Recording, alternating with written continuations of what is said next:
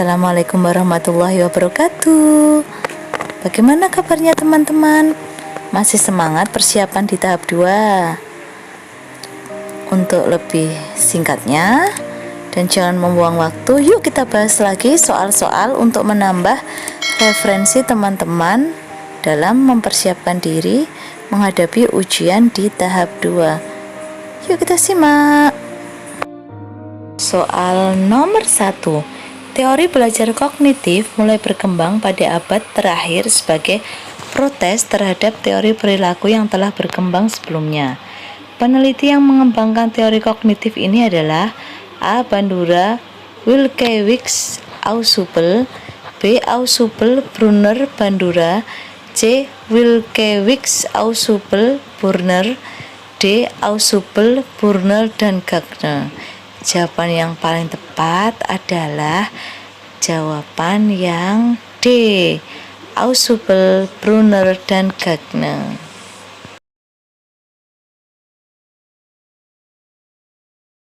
Soal nomor 2. Aliran ini lebih menekankan bagaimana kegiatan pembelajaran menjadi menarik. Artinya, mendapatkan perhatian dari peserta didik diperlukan alat bantu. Alat bantu ini sejalan dengan perkembangan teknologi informasi. Teori ini tergolong aliran A. Behaviorisme, B. Humanistik, C. Sibernetik, D. Konstruktivisme. Jawaban yang paling tepat adalah C. Sibernetik. Soal nomor 3. Soal-soal HOTS merupakan asesmen yang berbasis situasi nyata dalam kehidupan sehari-hari, di mana peserta didik diharapkan dapat menerapkan konsep-konsep pembelajaran di kelas untuk menyelesaikan masalah.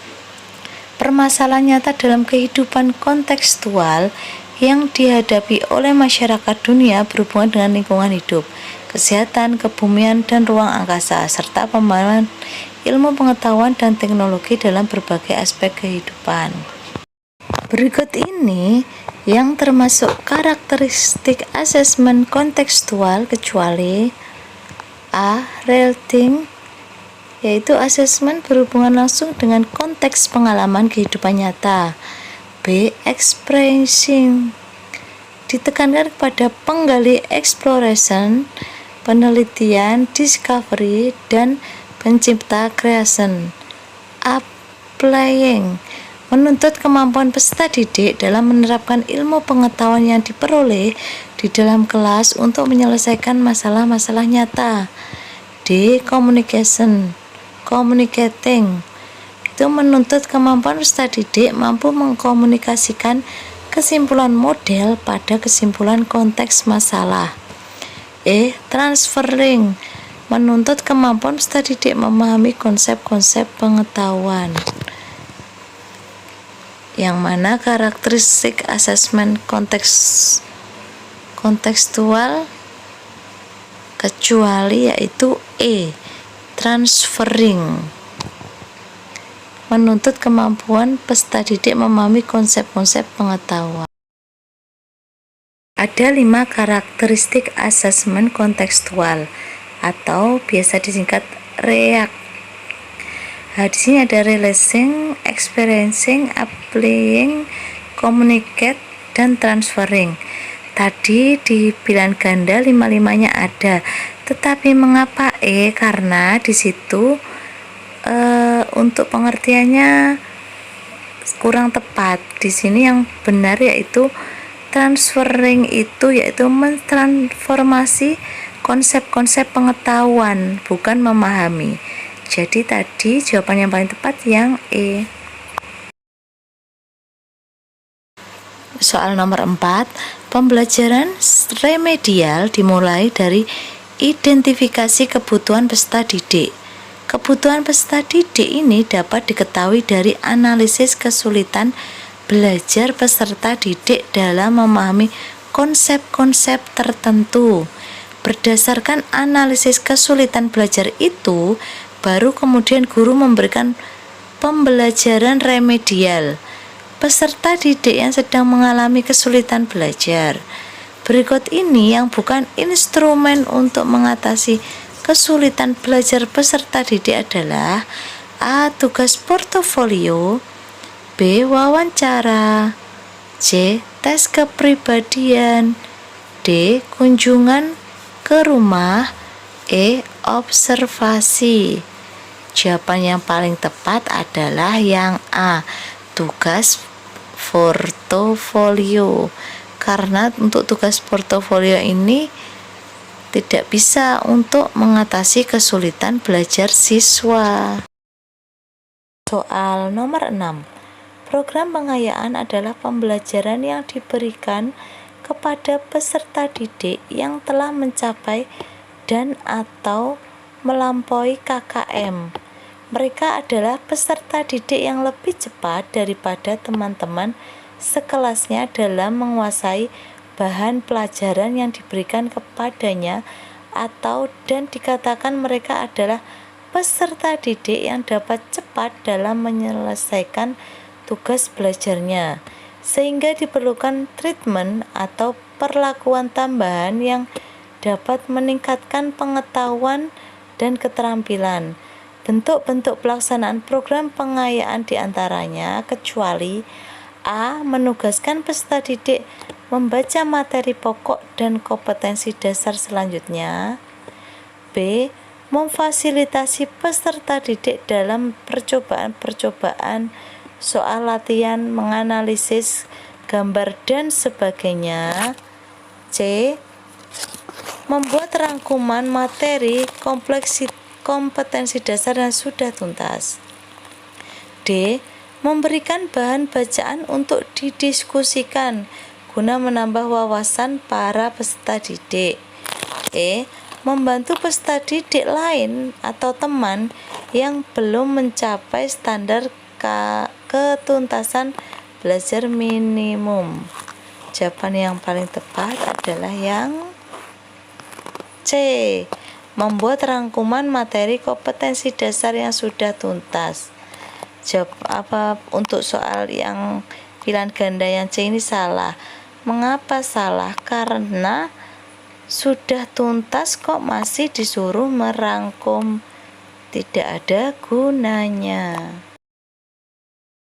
Soal nomor 6, hal yang dapat dilakukan guru untuk menangani peserta didik yang didiagnosa mengalami disleksia adalah A. Menyanyikan lagu dan menempel poster abjad angka, B. Menjiplak atau menulis di atas bentuk huruf yang sudah disediakan secara terus-menerus untuk membantu anak memiliki kebiasaan yang baik dalam menulis setiap huruf, C. Setiap kata ditulis dalam huruf balok, lalu huruf balok tersebut dihubungkan dengan garis menggunakan pensil warna, lalu anak mencoba menelusuri huruf utama dan garis sambungnya.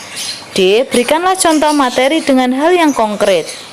E. Belajar angka dengan menggunakan warna atau animasi menarik. Jawaban yang paling tepat, karena disleksia itu kemampuan anak untuk mengucapkan kata-kata atau membaca, dia kesulitan untuk mengucapkan kata-kata. Yang paling tepat adalah yang A. Menyanyikan lagu dan menempel poster abjad angka. Soal nomor 7, program pengayaan adalah pembelajaran yang diberikan kepada peserta didik yang telah mencapai dan atau melampaui KKM.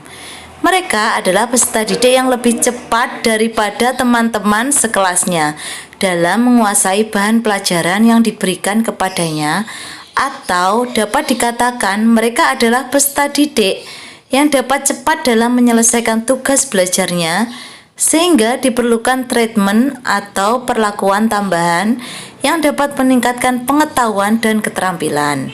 Pernyataan berikut ini yang tidak tepat mengenai program pengayaan adalah A. Fokus pengayaan adalah pendalaman dan perluasan dari kompetensi yang dipelajari. B. Pengayaan biasanya diberikan segera setelah peserta didik diketahui telah mencapai KKM berdasarkan hasil penilaian harian. C. Pembelajaran pengayaan biasanya hanya diberikan satu kali, tidak berulang kali. D. Pembelajaran pengayaan umumnya tidak diakhiri dengan penilaian. E. Pembelajaran pengayaan bisa dipilih sendiri oleh peserta didik atau tidak. Jawaban yang paling tepat adalah yang pernyataan yang tidak sesuai dengan program pengayaan, yaitu yang E. Pembelajaran pengayaan bisa dipilih sendiri oleh peserta didik karena program pengayaan hanya guru yang tahu untuk meningkatkan kemampuan peserta didik tentang materi lebih lanjut lagi atau tingkatnya lebih tinggi.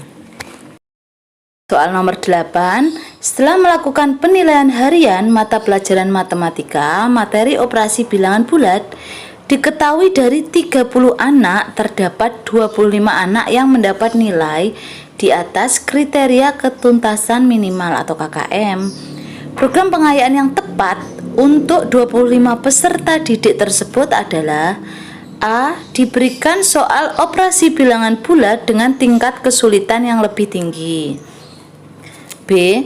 Diberikan tugas untuk membuat soal operasi bilangan bulat beserta jawabannya. C. Diberikan tugas untuk mengerjakan lagi soal ulangan harian khususnya jawaban yang salah. D. Diberikan tugas untuk membuat rangkuman operasi bilangan bulat. E. Diberikan tambahan materi operasi bilangan bulat di luar jam pelajaran. Jawaban yang paling tepat tentang program pengayaan bagi 25 peserta didik yang sudah tuntas KKM yaitu yang A. Diberikan soal operasi bilangan bulat dengan tingkat kesulitan yang lebih tinggi. Soal nomor 9, Bu Andin akan mengajarkan mata pelajaran seni budaya dan prakarya untuk kelas 6, yakni membuat brosur. Model pembelajaran yang tepat adalah A. Discovery Learning, B. Project Based Learning, C. Problem Based Learning, D. Contextual Teaching Learning, E. Inquiry Learning. Jawaban yang paling tepat adalah yang B. Project Based Learning. Soal selanjutnya, dalam melaksanakan kegiatan pembelajaran, guru melakukan apersepsi. Berikut ini muatan dalam apersepsi yang benar adalah A. Menyiapkan peserta didik secara psikis dan fisik untuk mengikuti proses pembelajaran. B. Memberikan motivasi belajar siswa secara kontekstual sesuai manfaat dan aplikasi materi ajar dalam kehidupan sehari-hari. C. Mengajukan pertanyaan-pertanyaan yang mengaitkan pengetahuan sebelum dengan materi yang akan dipelajari. D. Menjelaskan tujuan pembelajaran atau kompetensi dasar yang akan dicapai. E. Menyampaikan cakupan materi dan penjelasan uraian kegiatan sesuai silabus. Jawaban yang paling tepat adalah yang B. Memberikan motivasi belajar siswa. Soal nomor 11, dalam standar proses, tahapan pembelajaran terdiri dari penyiapan perangkat pembelajaran, pelaksanaan pembelajaran, dan penilaian pembelajaran. Tahapan pelaksanaan pembelajaran meliputi kegiatan pendahuluan, kegiatan inti, dan kegiatan penutup. Dalam proses pembelajaran K13, strategi-strategi tersebut, kegiatan pendahuluan, inti, penutup harus dilakukan dengan pendekatan ilmiah, scientific approach, dan bernuansa tematik. Tujuan penerapan strategi ini adalah membiasakan peserta didik untuk belajar aktif secara individu dan membudayakan sifat berani bertanya, tidak minder dan tidak takut salah. Strategi ini dapat digunakan pada model pembelajaran discovery learning, problem based learning pada saat kegiatan menanya. Strategi pembelajaran yang dimaksud adalah A. Poster session, B. Small group discussion, C. The power of to and for information, D. Set point counterpoint, E. Everyone is a teacher here. Yang benar yaitu yang E. Everyone is a teacher here. Setiap orang bisa menjadi guru, karena di soal ada kata kuncinya mereka ingin belajar aktif, berani, tidak minder, tidak takut salah. Jadi yang dimaksud adalah yang E. Fungsi kalender pendidikan dalam kegiatan pendidikan atau pembelajaran kecuali A. mendorong efektivitas dan efisiensi proses pembelajaran di sekolah, B. menyerasikan ketentuan mengenai hari efektif dan hari libur sekolah, C. persiapan dalam mengajar agar lebih rapi dan terorganisir, D. pedoman dalam menyusun kegiatan pembelajaran di sekolah, E. pedoman menyusun program tahunan. Jawaban yang tepat adalah C. persiapan dalam mengajar agar lebih rapi dan terorganisir. Bacalah penggalan teks cerita fabel berikut. Pesan moral yang dapat kita ambil dari cerita tersebut adalah satu rencana yang berjalan lebih baik daripada 1000 rencana yang masih diragukan. Penggalan teks fabel tersebut termasuk struktur teks cerita fabel bagian A. orientasi, B. komplikasi, C. resolusi, D. koda, E. alur. Jawaban yang paling tepat adalah D. koda. Ayo masih semangat. Nomor 14. Dalam kehidupan yang berdasarkan Pancasila, kehidupan bermasyarakat tidak dapat dipisahkan satu dengan yang lainnya. Begitu pula dengan hal perekonomian yang harus mengedepankan kepentingan bersama. Hal ini sesuai dengan prinsip Pancasila, yaitu sila ke A. ketuhanan yang Maha Esa, B. kemanusiaan yang adil dan beradab, C. persatuan Indonesia, D. kerakyatan yang dipimpin oleh hikmat kebijaksanaan dalam permusyawaratan perwakilan, E. keadilan sosial bagi seluruh rakyat Indonesia. Jawaban yang paling tepat adalah yang E.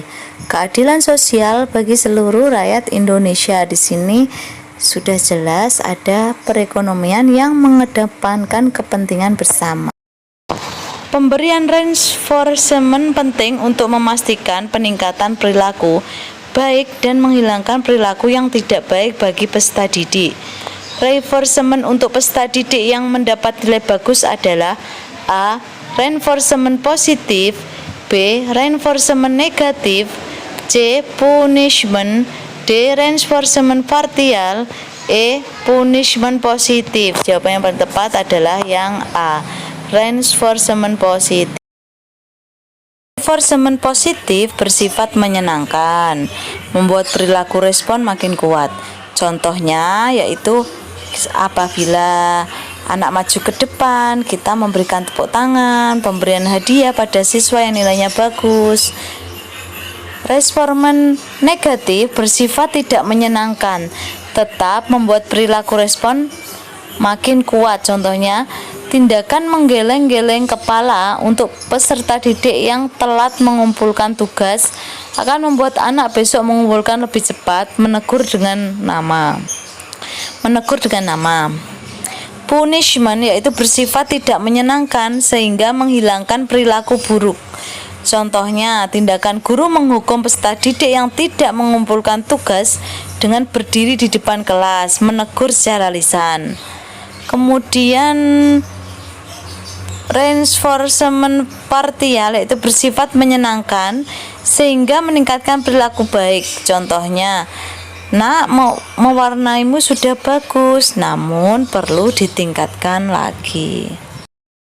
Lanjut, perhatikan pernyataan berikut. 1. Fotosintesis membutuhkan CO2 dan H2O. 2. Fotosintesis terjadi pada stomata. 3. Hasil fotosintesis adalah CO2 dan oksigen. 4. Klorofil adalah tempat terjadinya fotosintesis. 5. H2O diserap pada akar dan ditransportasikan ke jaringan kloroplast sebagai bahan fotosintesis. 5. Hasil fotosintesis adalah glukosa dan oksigen. Pernyataan yang benar tentang fotosintesis adalah A. 1, 2, 3, 4, B. 1, 3, 5, 8, C. 1, 4, 5, 6, D. 1, 2, 5, 6, E. 1, 2, 4, 5.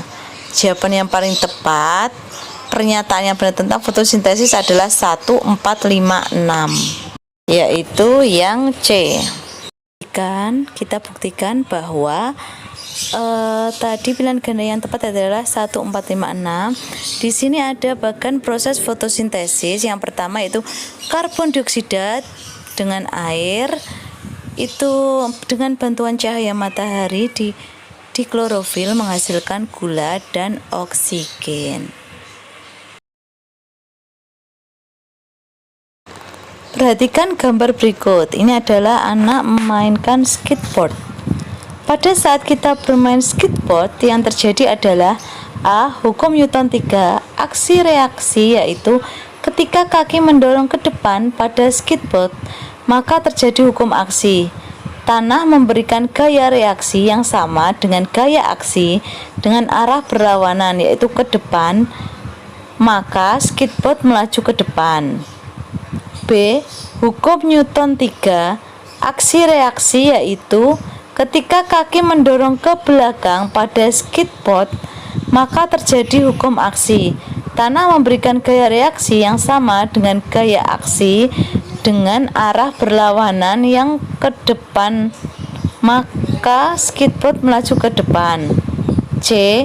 Hukum Newton 3, di mana gaya dorong pada skateboard dengan kaki menyebabkan terjadi percepatan melaju ke depan. D. Hukum 1 Newton atau hukum kelembapan, di mana skateboard akan tetap diam saat tidak diberikan gaya dan akan terus bergerak selama tidak dihentikan. C. Hukum Newton 2, di mana gaya dorong pada skateboard dengan kaki akan menyebabkan skateboard mengalami perlambatan sementara saat kaki condong ke depan maka akan berhenti. Jawaban yang paling tepat adalah yang B.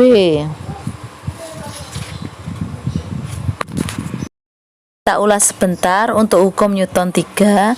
Hukum Newton 3 itu berbunyi apabila sebuah benda mengerjakan gaya aksi kepada benda lain, maka benda kedua akan mengerjakan gaya reaksi pada benda pertama yang besarnya sama dan arahnya berlawanan. Hukum Newton 3 merupakan aksi dan reaksi, artinya benda yang diberikan gaya pasti akan menimbulkan reaksi. Contoh penerapannya dalam kehidupan sehari-hari yaitu saat seseorang sedang bertamasya ke danau menggunakan perahu. Saat perahu sedang didayung, otomatis dayung membutuhkan dorongan ke belakang. Nah, dayung yang bergerak ke belakang itu akan menimbulkan tekanan pada air sehingga muncul gaya reaksi yang membuat perahu bergerak melaju. Contoh lainnya yaitu ketika menginjakkan kaki ke tanah. Peristiwa peluncuran roket. Tangan mendorong meja. Perahu dayung seperti tadi. Melepaskan balon yang ditiup. Atlet angkat besi. Mobil tarik menembak. Menarik tali yang diikat. Buku diletakkan di atas meja. Kemudian mesin turbo pesawat. Metamorfosis kedua hewan berikut. Perbedaan metamorfosis sempurna dan tidak sempurna. Apa perbedaan dari metamorfosis belalang dengan nyamuk? A. Daur hidup nyamuk tidak mengalami imago. B. Daur hidup belalang mengalami larva. C. Daur hidup nyamuk mengalami pupa. D. Daur hidup belalang mengalami tahapan pupa. Jawaban yang paling tepat adalah yang C. Daur hidup nyamuk mengalami pupa. Perhatikan penjelasan berikut. Metamorfosis nyamuk, telur, larva, pupa, nyamuk atau imago. Metamorfosis belalang, telur, nimfa, imago. Nah, itulah perbedaan dari metamorfosis nyamuk dan belalang.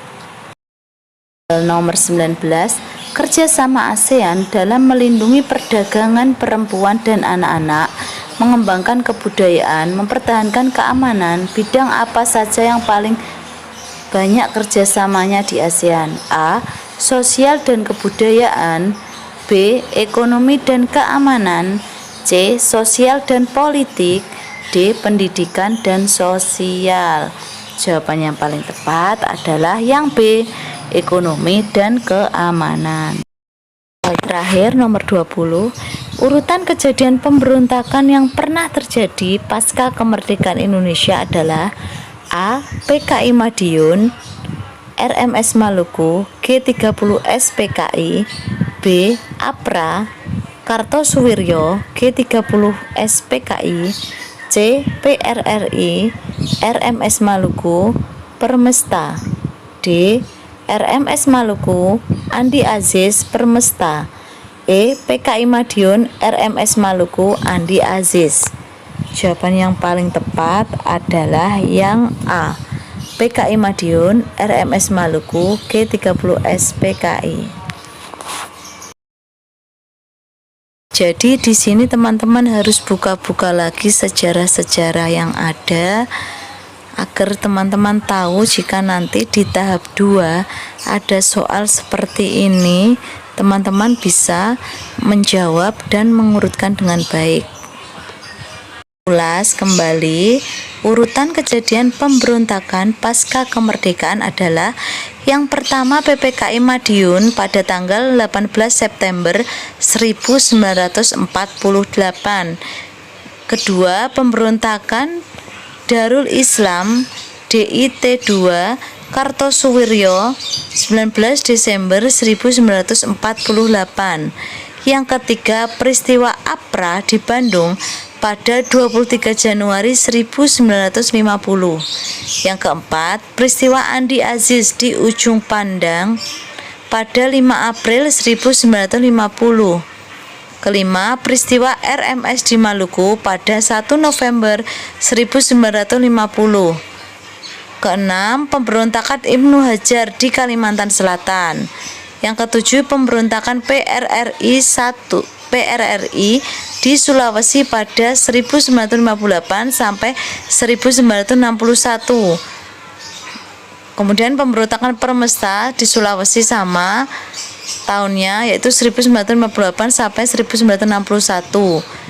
Yang terakhir pemberontakan G30S PKI pada 30 September 1965. Langitkan doa dan usahamu, semoga tahap 2 lulus. Amin ya robbal alamin. Assalamualaikum warahmatullahi wabarakatuh. Tetap semangat. Sampai jumpa di video selanjutnya. Jangan lupa like, comment, and subscribe.